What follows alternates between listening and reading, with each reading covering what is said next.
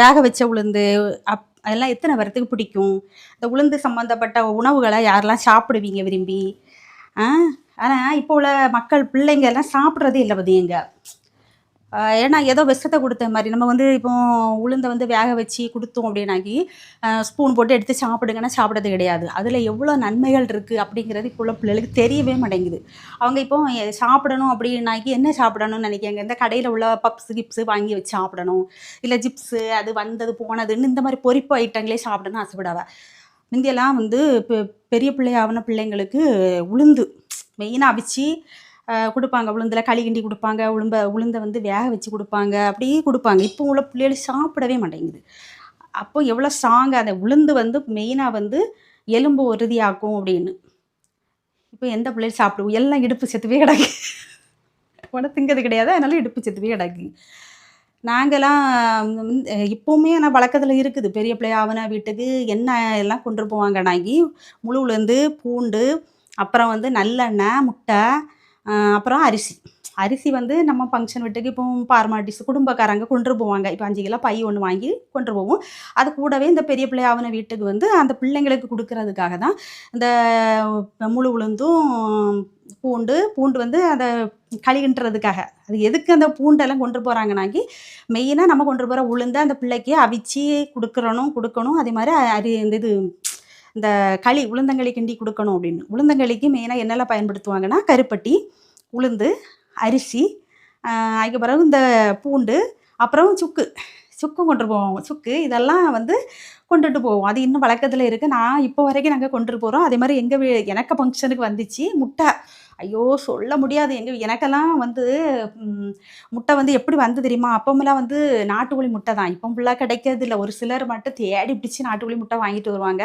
நம்மளும் வாங்கிட்டு போவோம். இல்ல கிடைக்காத பட்சத்துல என்ன வாங்கிட்டு போவோம்? இந்த லக்கா முட்டைய தான் வாங்கிட்டு போவோம். 5, 7 அப்படின்னு அந்த ஒத்த படையில தான் கொண்டுட்டு போவாங்க. ஒரு பெரிய பெட்டி நெறையாட்டு முட்டை எனக்கு இருந்துச்சு. நான்லாம் நல்ல முட்டை, பச்சை முட்டையெல்லாம் குடிச்சிருவேன்.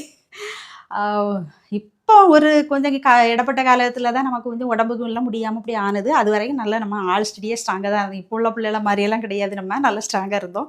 நல்லா நம்ம சாப்பிடுவோம். கருப்பட்டி அது இதுன்னு நம்ம எதுவும் விடமாட்டோம். எல்லாமே சாப்பிடுவோம். இப்போ உள்ள பிள்ளைகளுக்கு அவியல சாப்பிட வைக்கிறதுல பெரும் பாடு. ஆனா, அப்படியே நம்ம உட்றக்கூடாது. வாரத்துல ஒரு நாளாவது உளுந்தங்கஞ்சி, உளுந்து நம்ம பூண்டு எல்லாம் போட்டு எடுத்து, அரிசி எல்லாம் போட்டு ஒரு உளுந்தங்கஞ்சின்னு ஒண்ணு எங்க ஊர் சைடுல வைப்பாவ. நான் நம்ம வீடியோ போட்டிருக்கேன்.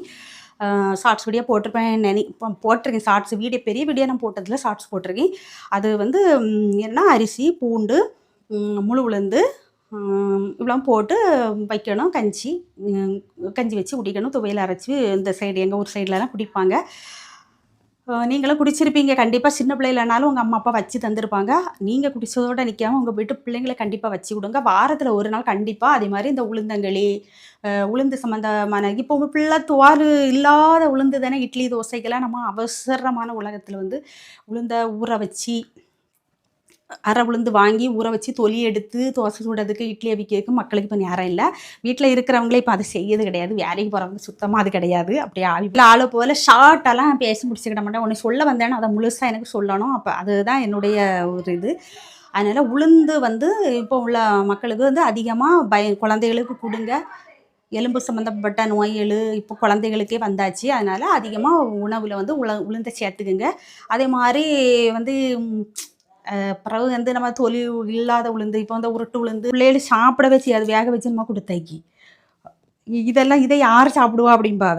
ஆனா எங்க வீட்டு பிள்ளைகளு சாப்பிடும். ஏன்னா நான் வந்து அடிக்கடி அவிச்சு எடுத்து இதை எப்படி பக்குவமா பிள்ளைகள் சாப்பிடுறது மாரி நம்ம குடுக்கணும்.